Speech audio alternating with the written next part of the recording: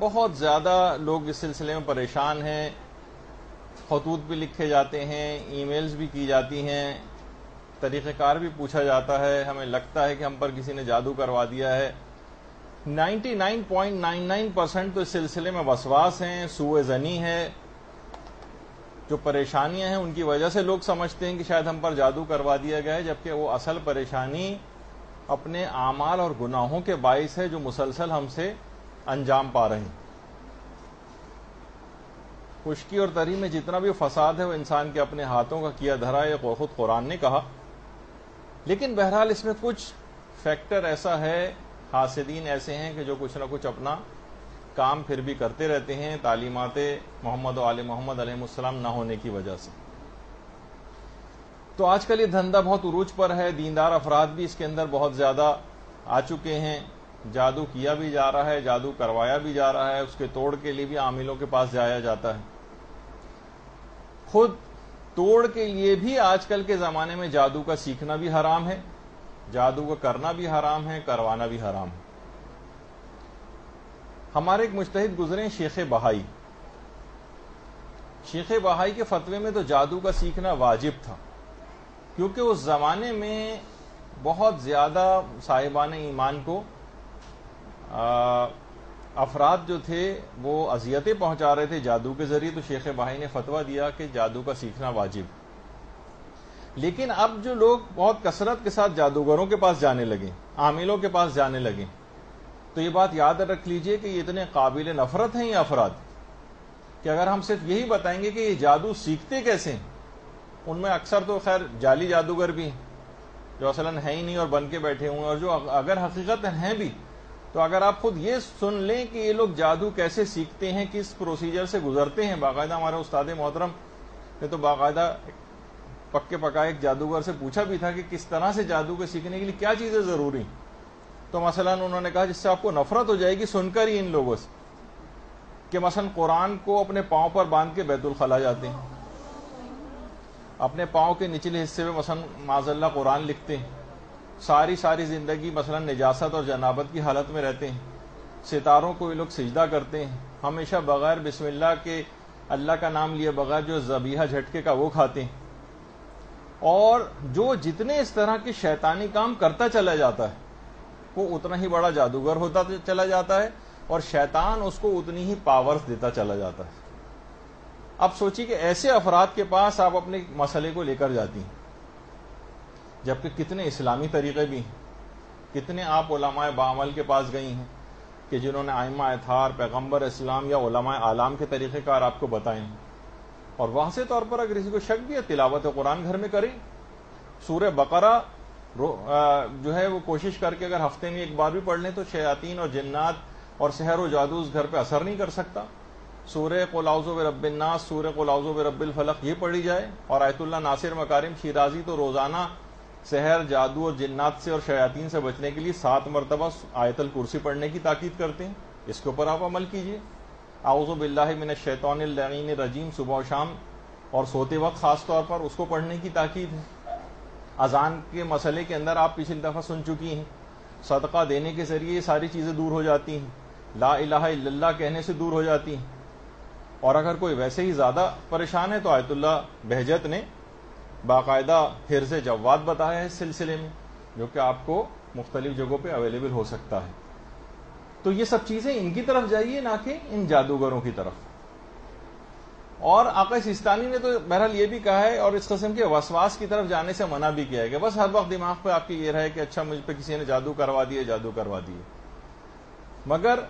پھر بھی اگر آپ کو کچھ شک اور وسوسہ رہے تو پھر واقعتاً جو پیغمبر اسلام نے ایک طریقہ بتایا اور ایک تحریر ہے جو کہ آج آپ لوگوں کو دی بھی جا رہی ہے یہاں پر، جس کا نام ہے حرز ابو دجانہ انصاری۔ یہ آج آپ کو دی جائے گی، یا اگر میرے خیال ہے شاید اگر آپ مل چکی ہے آپ کو تو یہ اپنے گھر میں لگائیں آپ۔ اور یہ وہ تحریر ہے، یہ وہ تعویذ ہے جو پیغمبر اسلام نے امیر المومنین علیہ الصلوۃ والسلام کو املا کروایا تھا۔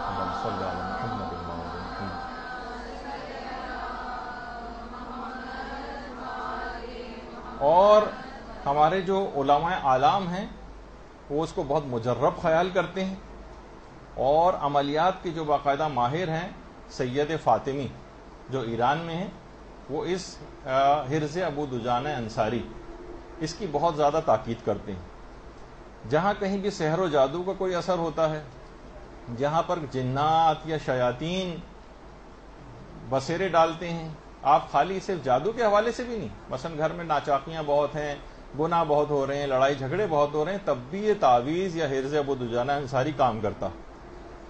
اور سید فاطمی یہ بھی فرماتے ہیں کہ اگر اس تعویذ کو، یہ جو تحریر ہے جو آپ گھر میں لگائیں گی، اس کو اگر آپ سورہ دخان کے ساتھ لکھ کے لگائیں تو بہت ہی اچھا ہے، ورنہ صرف اکیلے بھی لگائے جائے تو بھی بہت زیادہ مجرب، لیکن اگر سورہ دخان بھی ساتھ میں ہو تو اس کی اثر پذیری بڑھ جاتی۔ یہ صحابی تھے ابو دجانہ، پیغمبر اسلام کے صحابی تھے، اور جنگ یمامہ میں ان کی شہادت ہوئی ہے، اور انتہائی بہادر صحابی تھے، انتہائی بہادر، اور ان کو اصابت الحمرا اور اصابت الموت بھی کہا جاتا۔ اور یہ میدان جنگ میں اپنی پیشانی کے اوپر سرخ کپڑا باندھ کے آتے تھے اور دشمن کے اوپر ٹوٹ پڑتے تھے، اتنے بہادر۔ اب ان کی بہادری کا ایک تذکرہ اسی حرز کے سلسلے میں بھی آپ سنیں گے۔ اور جس وقت جنگ احد واقع ہو رہی تھی تو پیغمبر اسلام نے باقاعدہ اپنی تلوار کو ہاتھ میں لے کر کہا تھا کہ کون اس تلوار کو لے گا؟ سارے صحابہ نے ہاتھ کھڑے کر دی کہ یا رسول اللہ ہم آپ کی تلوار کو لیں گے۔ پیغمبر نے کہا نہیں، وہ اس تلوار کو لے کہ جو اس تلوار کا حق ادا کر سکے، حق۔ تو سب پیچھے ہٹ گئے۔ اس وقت ابو دجانہ انصاری یہ آگے بڑھے، کہا یا رسول اللہ میں اس تلوار کا حق ادا کروں گا۔ تلوار لی اور موت بن کر کفار و مشرکین کے اوپر ٹوٹ پڑے اور کتنے ہی لوگوں کے سر قلم کر دی۔ اور ہند بنت ادبا جو کہ ابو سفیان کی بیوی تھی اور جو مشرکین کو مسلسل مسلمانوں کے خلاف بھڑکا رہی تھی، اس کے بالکل سر کے پاس یہ پہنچ گئے تھے اور قریب تھا کہ اسے قتل کر دیں، لیکن انہوں نے قتل نہیں کیا۔ دماغ میں یہ خیال آیا کہ پیغمبر اسلام کی تلوار اس وقت میرے ہاتھ میں ہے اور میں پیغمبر کی تلوار کو کبھی کسی عورت کے اوپر نہیں اٹھاؤں گا۔ تو اس طرح کے ابو دجانہ تھے، اور یہ وہی ابو دجانہ انصاری جنہوں نے مسیلمہ کذاب کے قتل میں بھی حصہ لیا تھا۔ ابو دجانہ کہتے ہیں کہ ایک دفعہ میں اپنے گھر میں لیٹا ہوا تھا اور بالکل اکیلا تھا۔ میرے کان میں آواز ہے کہ انتہائی عجیب و غریب قسم کی آواز، جیسے کوئی پتوں کی سرسراہٹ سی ہو، اور ایک انتہائی تیز روشنی مجھے نظر آئی۔ سر اٹھا کے میں نے دیکھا کہ کالے رنگ کی خوفناک سی چیز کمرے میں حرکت کر رہی۔ اچھا، ابو دجانہ انصاری اتنے بہادر، ہم میں کوئی اس طرح سے کوئی چیز نظر آئے کمرے میں جیسی حرکت کر رہی تو سر پہ پاؤں رکھ کے مثلا بھاگیں گے۔ ابو دجانہ کہتے ہیں کہ میں نے اس کو جا کر ہاتھ لگایا اس چیز کو، تو مجھے ایسا لگا کہ جیسے سخت کانٹوں والا جو چوہا ہوتا ہے اس کی کھال یہ ہوا کے اندر ہے، اور اس چیز نے جس کو میں نے ہاتھ لگایا تھا اس نے میرے منہ پر روشنی کی کچھ چیزیں اچھالنی شروع کر دی۔ میں فوراً اٹھا وہاں سے اور سیدھا پیغمبر اسلام کے پاس گیا اور سارا ماجرا پیغمبر سے کہہ سنایا۔ پیغمبر اسلام نے فرمایا ابو دجانہ خدا تمہارے گھر کو شاد و آباد رکھے، کاغذ اور قلم لے کر آؤ۔ مولا امیر المومنین علیہ الصلوۃ والسلام بھی وہاں پر موجود تھے۔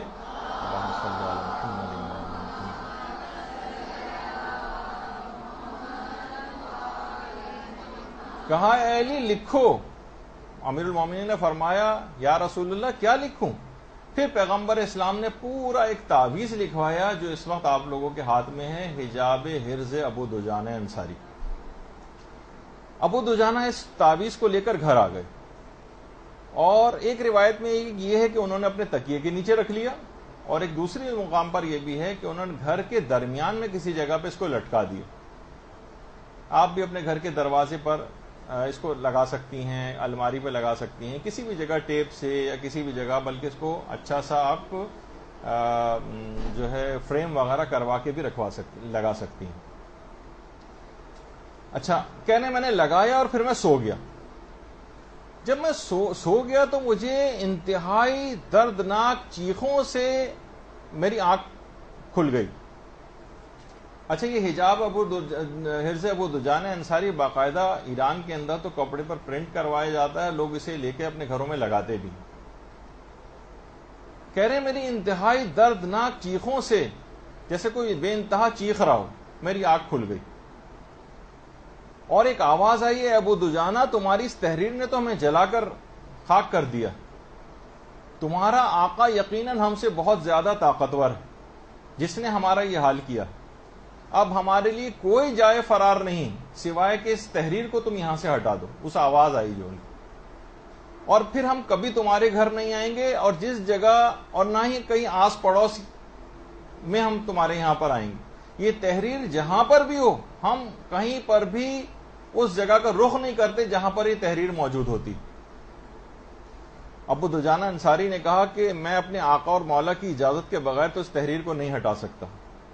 ابو دجانہ کہتے ہیں کہ وہ رات بہت طویل ہو گئی اور پوری رات میں ان جنوں کے چیخنے اور چلانے کی آوازوں کو سنتا رہا. فجر کی اذان جس وقت ہوئی اور اس وقت میں مسجد نبوی میں گیا اور پیغمبر اسلام کو ان جنات کا پورا قصہ اور واقعہ سنایا. پیغمبر اسلام نے کہا کہ اب اس تحریر کو وہاں سے ہٹا دو، ورنہ قیامت تک اس تحریر کے باعث وہ انتہائی درد اور تکلیف میں مبتلا رہیں. ابو دجانہ کہتے ہیں میں گھر پر آیا اور پھر میں نے اس کو وہاں سے ہٹا دیا. تو ابو دجانہ کا جو واقعہ ہے اس کو باقاعدہ ہمارے ایک عالم علامہ کفمی نے اپنی کتاب مصباح میں، اور علامہ مجلسی نے اس کو بہار الانوار کی 91 والی جلد کے اندر نقل کیا. اور صرف یہ واقعہ ہمارے ہی مشہور نہیں ہے ہمارے مکتب فکر میں، بلکہ امام بہقی نے دلائل النبوہ میں اس واقعے کو لکھا. دلائل النبوہ کے نام سے بہت ساری کتابیں، لیکن علامہ بہقی والی جو کتاب ہے